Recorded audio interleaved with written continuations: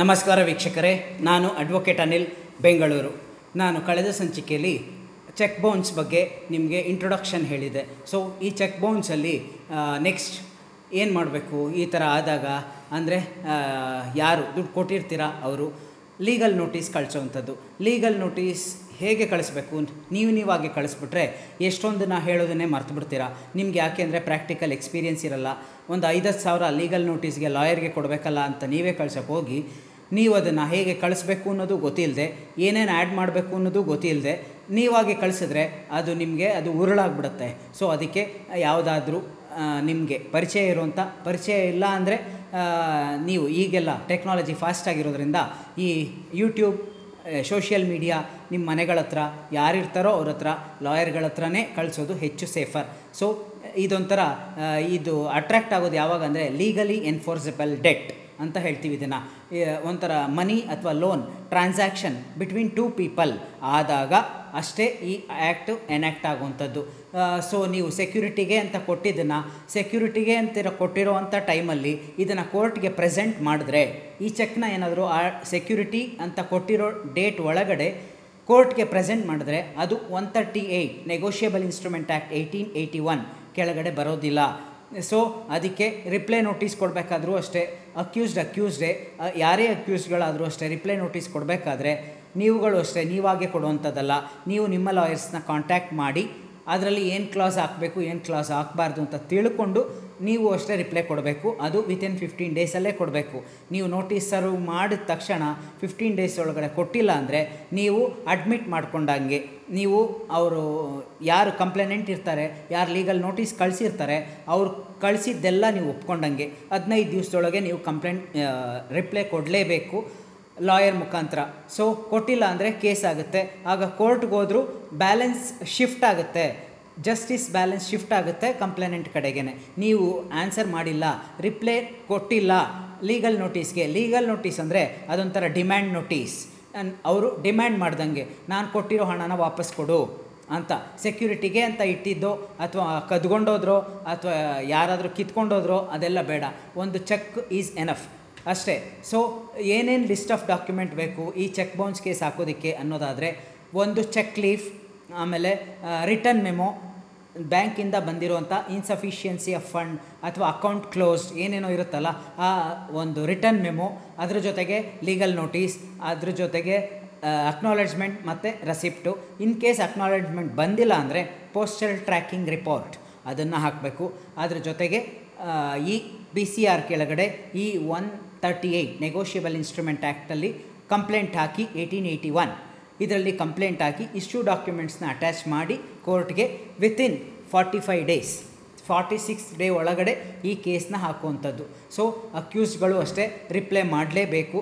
Reply ಮಾಡಿಲ್ಲ ಅಂದರೆ ನಮ್ಮ ಸುಪ್ರೀಂ ಕೋರ್ಟ್ ಹೇಳಿದೆ, no prudent man would keep quiet without answering any legal notice. ಅದರಲ್ಲೂ ಲೀಗಲ್ ನೋಟಿಸ್ಗಳಲ್ಲಿ ಕೆಲವೊಂದು ಸರಿ ಇವಾಗ courts are not emotional, courts are scientific. ಯಾಕೆ ಅಂದರೆ ಎಲ್ಲರೂ ಏನೇನೋ ಇಷ್ಟಪಡ್ತೀವಿ, ಅದೇ ಥರ ಕೋರ್ಟು ಇಷ್ಟಪಡುವಂಥದ್ದು documents speaks everything. So court ಅಂದರೆ ಲಾಯರ್ಸ್ ಆಗ್ಬೋದು, ಜಡ್ಜಸ್ ಆಗ್ಬೋದು, ಕೋರ್ಟ್ ಸ್ಟಾಫ್ಗಳಾಗ್ಬೋದು. ಈಗ ನಮಗೆ ಆದರೂ ಅಷ್ಟೇ ಯಾರಾದರೂ ತೊಗೊಂಬಂದರೆ ಕೇಸ್ಗಳನ್ನ ಅದರಲ್ಲಿ ಡಾಕ್ಯುಮೆಂಟ್ಸೇ ಇಲ್ಲ ಅಥವಾ ಕಮ್ಮಿ ಡಾಕ್ಯುಮೆಂಟ್ಸ್ ಇದ್ದರೆ ನಮಗೆ ಇದನ್ನು ಹೇಗೆ ನಡೆಸೋದು, ಹೇಗೆ ಡಿಫೆನ್ಸ್ ತೊಗೊಳ್ಳೋದು ಅಂತ ನಮಗೂ ಇದಾಗ್ಬಿಡುತ್ತೆ, ಒಂದು ಸ್ವಲ್ಪ ಟೆನ್ಷನ್ ಆಗಿಬಿಡುತ್ತೆ. ಯಾಕೆ ಅಂದರೆ ಡಾಕ್ಯುಮೆಂಟ್ಸ್ ಇಲ್ಲ ಅಂದರೆ ಕೇಸ್ ನಡೆಸೋದು ಕಷ್ಟ ಇರುತ್ತೆ, ಕಷ್ಟ ಸಾಧ್ಯ ಅಥವಾ ಕಷ್ಟನೇ. ಸೊ ಅದಕ್ಕೆ ಕೋರ್ಟ್ ಏನು ಇಷ್ಟಪಡುತ್ತೆ ಅಂದರೆ ಡಾಕ್ಯುಮೆಂಟ್ಸ್ ಅಂದರೆ ಪ್ರೂಫ್. ಈ ಡಾಕ್ಯುಮೆಂಟ್ಸ್ಗಳನ್ನೆಲ್ಲ ಹಾಕುವಂಥದ್ದು. ಸೊ ಇಲ್ಲಿ ಎಮೋಷನ್ಸ್ಗೆ ಕೋರ್ಟಲ್ಲಿ ಜಾಗ ಇಲ್ಲ. ಇದು ಸೈಂಟಿಫಿಕ್. ನಮ್ಮ ಟ್ರಯಲ್ಗಳಲ್ಲಿ ನಡೆಯುವಂಥ ಕ್ರಾಸ್ ಎಕ್ಸಾಮಿನೇಷನ್, ಎವಿಡೆನ್ಸ್ ಇವೆಲ್ಲ ವರ್ಡ್ಸ್ ಏನು ಸೈಂಟಿಫಿಕ್ ವರ್ಡ್ಸ್, ಇದು ಎಮೋಷನ್ ವರ್ಡ್ಸ್ ಅಲ್ಲ. ಸೊ ಈ ರಿಪ್ಲೈ ನೋಟಿಸ್ನ ಕರೆಕ್ಟಾಗಿ ಕಳಿಸಿ ನಾವು ಕೋರ್ಟ್ಗಳಲ್ಲಿ ಕೇಸ್ ನಡೆಸುವಂಥದ್ದು. ಯಾವುದೇ ಒಂದು ಲೀಗಲ್ ನೋಟಿಸ್ನ ಅವ್ರು ಕಳಿಸಿದ್ರೆ ನೀವು ಆಪೋಸಿಟ್ ಪಾರ್ಟಿಯವರು ಅದನ್ನು ಎಲ್ಲ ಡಿನೇ ಮಾಡ್ಕೊಂಡು ಹೋಗುವಂಥದ್ದು ಇದ್ದೇ ಇರುತ್ತೆ. ಯಾಕೆ ಅಂದರೆ ಡಿನೇ ಮಾಡೋದೇನು ತಪ್ಪಲ್ಲ. ನಮ್ಮ CPCಯಲ್ಲಿ ಹೇಳುತ್ತೆ, ಡಿನೇಯಲ್ ಈಸ್ ರೈಟ್. ಸೊ ಯಾವುದೇ ಅವ್ರು ಹೇಳಿದ್ರಿ ಅದರ ಪ್ರೂಫ್ ಇರಲಿ, ಪ್ರೂಫ್ ಇಲ್ಲದೆ ಹೋಗಲಿ, ಎವಿಡೆನ್ಸ್ ಇರಲಿ, ಅವ್ರು ಏನು ಹಾಕಿರ್ತಾರೆ ಅದನ್ನು ಡಿನೇ ಮಾಡಿದ್ರೆ ಸಾಕು. ಅದನ್ನು ಫಿಕ್ಷನ್ ಅಂತ ಹೇಳ್ತೀವಿ, ಅಂದರೆ ಸ್ಟೋರಿ. ಕೆಲವ್ರಿಗೆ ತುಂಬ ಸ್ಟೋರಿಗಳನ್ನ ಬರೆಯುವಂಥದ್ದು. ಸೊ ನಮ್ಮ ಯಾವುದೇ ಕೇಸ್ಗಳಲ್ಲಿ ಫ್ಯಾಕ್ಟ್ಸ್ ಮತ್ತು ಫಿಕ್ಷನ್ ಅಂತ ಎರಡು ಇರುತ್ತೆ. ಫ್ಯಾಕ್ಟ್ಸು ಜೊತೆಗೆ ಫಿಕ್ಷನ್ ಇರಬೇಕು. ಸೊ 90% ಫ್ಯಾಕ್ಟ್ಸ್ 10% ಫಿಕ್ಷನ್ ಆಗ್ಬೋದು, ಅಥವಾ 10% ಫ್ಯಾಕ್ಟ್ಸ್ 90% ಫಿಕ್ಷನ್ ಆಗ್ಬೋದು. ಸೊ ಎವಿಡೆನ್ಸ್ಗಳು ಸ್ಟ್ರಾಂಗ್ ಆಗಿರುವಂಥ ಎವಿಡೆನ್ಸ್ ಆದರೆ, ಫಾರ್ ಎಕ್ಸಾಂಪಲ್ ನೀವು ಬ್ಯಾಂಕ್ಗೆ ಹೋದರೆ ಒಂದು ಲೋನ್ ಬೇಕು ಅಂದರೆ ಒಂದು 100 ಸಿಗ್ನೇಚರ್ ಹಾಕ್ಕೋತಾರೆ. ನೀವು ಸುಪ್ರೀಂ ಕೋರ್ಟ್ಗೆ ಹೋದರೂ ನೀವು ತಪ್ಪಿಸ್ಕೊಳ್ಳೋಕ್ಕಾಗಲ್ಲ. ಒಂದು ಲೋನ್ಗೆ 100 ಸಿಗ್ನೇಚರ್ಸ್ ತೊಗೋತಾರೆ.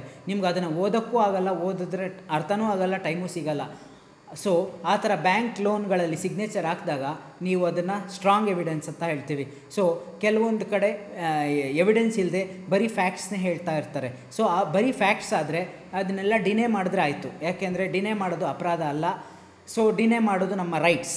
ಅದನ್ನು ನಾವು ಡಿನೇ ಮಾಡಿದ್ರೆ ಕೋರ್ಟ್ಗೆ ಅರ್ಥ ಆಗುತ್ತೆ, ಇದರಲ್ಲಿ ಏನೋ ಸತ್ಯ ಇದೆ, ಅವರು ಡಿನೇ ಮಾಡ್ತಾ ಇದ್ದಾರೆ, ಅವ್ರು ಏನಾದರೂ ಹೇಳೋವಂಥದ್ದಿದೆ ಅಂತ ಕೋರ್ಟ್ಗೂ ಕನ್ವಿನ್ಸ್ ಆಗಿ ಕೋರ್ಟ್ ನಿಮ್ಮ ಕೇಸ್ನ ಸೀರಿಯಸ್ ಆಗಿ ತೊಗೊಳುತ್ತೆ. ನೀವು ಡಿನೇನೇ ಮಾಡಲಿಲ್ಲ ಅಂದರೆ ನೀವು ಅಡ್ಮಿಟ್ ಮಾಡ್ಕೊಂಡಾಗ ಆಗಿಬಿಡುತ್ತೆ. ಸೊ ಅದಕ್ಕೆ ರಿಪ್ಲೈ ನೋಟಿಸ್ನ 15 ಡೇಸಲ್ಲಿ ಕೊಡೋದು ವೆರಿ ಇಂಪಾರ್ಟೆಂಟ್. ಅದೇ ಥರ ಲೀಗಲ್ ನೋಟಿಸ್ನೂ ಅಷ್ಟೇ. ಲೀಗಲ್ ನೋಟಿಸಲ್ಲಿ ಕ್ಲಾಸ್ ಹಾಕಿ, if you are not replied within 15 days it is deemed to be accepted ಅಂತ ಅರ್ಥ. ಸೊ ಈ ಕ್ಲಾಸ್ಗಳನ್ನ ಹಾಕಿ ಲೀಗಲ್ ನೋಟಿಸ್ ಕಳಿಸೋವಂಥದ್ದು. ರಿಪ್ಲೈ ನೋಟಿಸ್ನ ಅಕ್ಯೂಸ್ಡ್ಗಳು ಅಷ್ಟೇ ವಿತಿನ್ 15 ಡೇಸಲ್ಲಿ ಕೊಟ್ಟು ಆನ್ಸರ್ ಮಾಡಿ ಡಿನೇ ಮಾಡೋವಂಥದ್ದು. ಸೊ ಎಲ್ಲವೂ ಫಿಕ್ಷನ್ಗಳೇ ಜಾಸ್ತಿ ಇದ್ದರೆ ಅದನ್ನೆಲ್ಲ ಡಿನೇ ಮಾಡೋದು. ಡಿನೇ ಮಾಡದೇ ಇದ್ದರೆ ಆನ್ಸರ್ ಮಾಡದೇ ಹೋದರೂ ಆಗಿಬಿಡುತ್ತೆ. ಸೊ ನೀವು ನಿಮ್ಮ ಕೇಸ್ಗಳನ್ನ, ನಿಮ್ಮ ಫ್ಯಾಕ್ಟ್ಸ್ಗಳನ್ನ, ಡಾಕ್ಯುಮೆಂಟ್ಸ್ನ ಇಟ್ಕೊಂಡು ಕೋರ್ಟ್ಗೆ ಬಂದರೆ court loves document, court like document.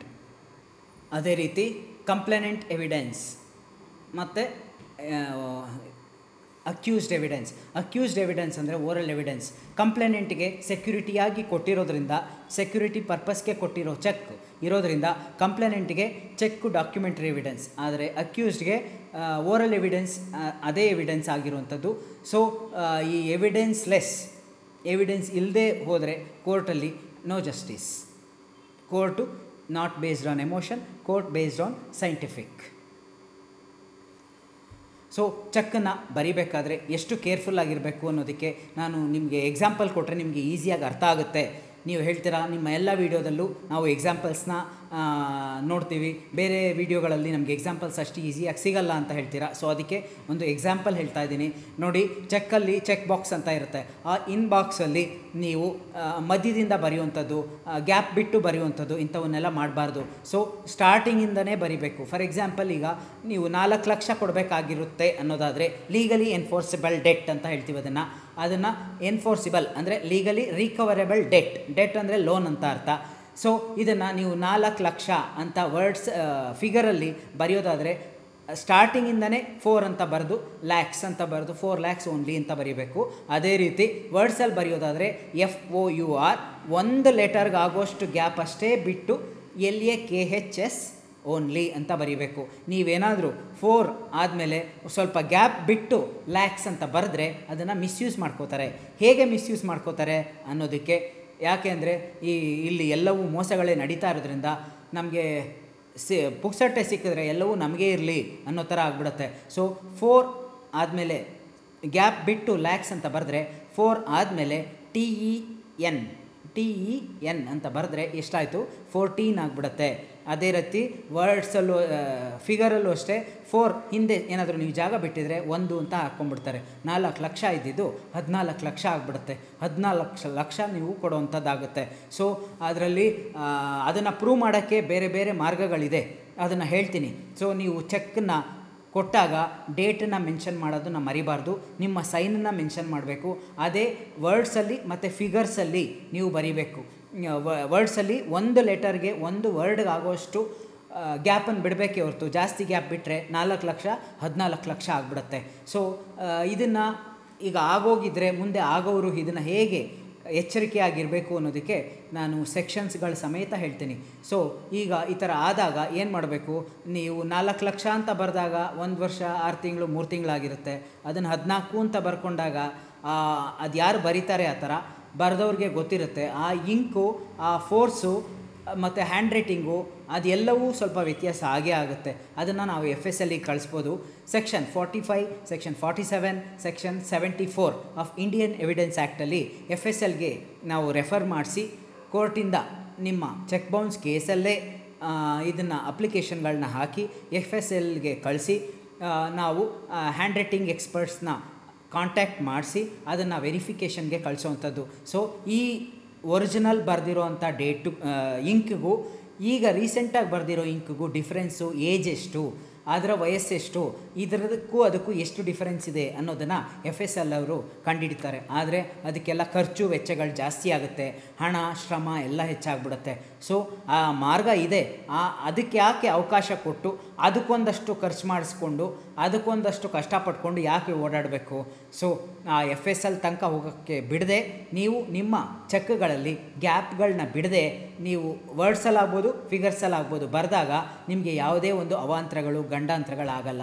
In case ಆದರೆ ಈ ಥರ ಸೆಕ್ಷನ್ 45, 47, 74 ಆಫ್ ಇಂಡಿಯನ್ ಎವಿಡೆನ್ಸ್ ಆ್ಯಕ್ಟಲ್ಲಿ ಅಪ್ಲಿಕೇಶನ್ಗಳನ್ನ ಹಾಕಿ ಅದನ್ನು ಫೊರೆನ್ಸಿಕ್ಕಿಗೆ ಕಳಿಸಿ ಅಲ್ಲಿ ಪ್ರೂವ್ ಆಗಿ, ಯಾಕೆಂದರೆ ಇಂಕು ಏಜು ಫೋರ್ಸು ಎಲ್ಲ ವ್ಯತ್ಯಾಸ ಆಗೇ ಇರುತ್ತೆ. ಯಾಕೆಂದರೆ ಒರಿಜಿನಲ್ ಇಂಕು ಹೊಸ ಇಂಕಲ್ಲಿ ಬರೆದಿರೋದಕ್ಕೂ ವ್ಯತ್ಯಾಸಗಳಿರುತ್ತೆ. ಸೊ ಅದಕ್ಕೆ ಹೇಳೋದು ಯಾವಾಗಲೂ ಕಾಂಪಿಟೆಂಟ್ ಲಾಯರ್ಸ್ನ ಹೈರ್ ಮಾಡ್ಕೊಳ್ಳಿ. ಆ್ಯಾವರೇಜ್ ಕಾಂಪಿಟೆಂಟ್ ಅಥವಾ ಲೆಸ್ ಕಾಂಪಿಟೆಂಟ್ ಪ್ರಾಕ್ಟೀಸ್ ಇಲ್ಲದೇ ಇರೋರ ಹತ್ರ ಹೋದಾಗ ಇದು ಯಾವುದೂ ಗೊತ್ತಾಗಲ್ಲ. ಸೊ ನಿಮ್ಮ ಕೇಸು ವೀಕ್ ಆಗುತ್ತೆ, ಗುಡ್ ಕೇಸ್ ಬ್ಯಾಡ್ ಕೇಸ್ ಆಗಿಬಿಡುತ್ತೆ. ಸೊ ಕಾಂಪಿಟೆಂಟ್ ಲಾಯರ್ಸ್ ಹತ್ರ ಹೋದಾಗ ಅವರು ಕ್ರಾಸ್ ಎಕ್ಸಾಮಿನೇಷನಲ್ಲೇ ಹಿಡಿದಾಕ್ಬಿಡ್ತಾರೆ. ಸೊ ಆವಾಗ ನಿಮ್ಮ ಕೇಸು ಬೇಗ ಇತ್ಯರ್ಥ ಆಗುತ್ತೆ. ಕಂಪ್ಲೇನೆಂಟು ಎಷ್ಟು ದುಡ್ಡು ಕೊಡಬೇಕು ಅಂತ ಇಸ್ಕೊಂಡಿದ್ದೆ ಅಂತ ಇಸ್ಕೊಂಡವ್ರಿಗೆ ಗೊತ್ತಿರುತ್ತೆ, ಎಷ್ಟು ಕೊಟ್ಟಿದ್ದೀವಿ ಅಂತ ಕೊಟ್ಟವ್ರಿಗೂ ಗೊತ್ತಿರುತ್ತೆ. ಆದರೆ ಇಲ್ಲೀಗಲ್ ಬೆನಿಫಿಟ್ಗೋಸ್ಕರ ನಡೀತಾ ಇರೋಂಥ ಈ ಚೆಕ್ ಬೌನ್ಸ್ ಕೇಸ್ ಇದೊಂಥರ ಸ್ಕ್ಯಾಮ್ ಇದ್ದಂಗೆ. ಚೆಕ್ ಬೌನ್ಸ್ ಸ್ಕ್ಯಾಮ್ ಅಂತಲೇ ಹೇಳಿಬಿಡ್ಬೋದು. ಅಷ್ಟು ಕೇಸ್ಗಳು ನಮ್ಮ ಮ್ಯಾಜಿಸ್ಟ್ರೇಟ್ ಕೋರ್ಟ್ಗಳಲ್ಲಿ ಅಷ್ಟು ರಶಲ್ಲಿ ನಡೀತಾ ಇದೆ. ಡೊಮೆಸ್ಟಿಕ್ ಪ್ರಾಬ್ಲಮ್ಸ್ ಥರನೇ ಇದರಲ್ಲೂ ನಡೀತಾ ಇದೆ. ಸೊ ನೀವು ಕೇರ್ಫುಲ್ ಆಗಿದ್ದರೆ ಈ ಎಲ್ಲದನ್ನು ತಡೆಯುವಂಥದ್ದು. ಸೊ ಈ ಚೆಕ್ ಬೌನ್ಸ್ ಕೇಸ್ ಬಗ್ಗೆ ಮುಂದಿನ ವೀಡಿಯೋದಲ್ಲಿ ಮತ್ತಷ್ಟು ಮಾಹಿತಿನ ಹೇಳ್ತೀನಿ. ಅಲ್ಲಿವರೆಗೂ ನನ್ನ ಈ ಚಾನಲ್ನ ಸಬ್ಸ್ಕ್ರೈಬ್ ಮಾಡಿ, ಶೇರ್ ಮಾಡಿ. ನಿಮ್ಮ ಯಾವುದೇ ಲೀಗಲ್ ಪ್ರಾಬ್ಲಮ್ಸ್ ಇದ್ದರೂ ಲೀಗಲ್ ರೆಮಿಡೀಸ್ಗೆ ನನ್ನ ಡಿಸ್ಕ್ರಿಪ್ಷನ್ ಬಾಕ್ಸಲ್ಲಿ ಅಡ್ರೆಸ್, ಕಾಂಟ್ಯಾಕ್ಟ್ ನಂಬರ್ ಇರುತ್ತೆ. ನೀವು ಎನಿ ಟೈಮ್ ನನ್ನ ಕಾಂಟ್ಯಾಕ್ಟ್ ಮಾಡ್ಬೋದು ಅಂತ ಹೇಳ್ತಾ ವಂದನೆಗಳು, ನಮಸ್ಕಾರ.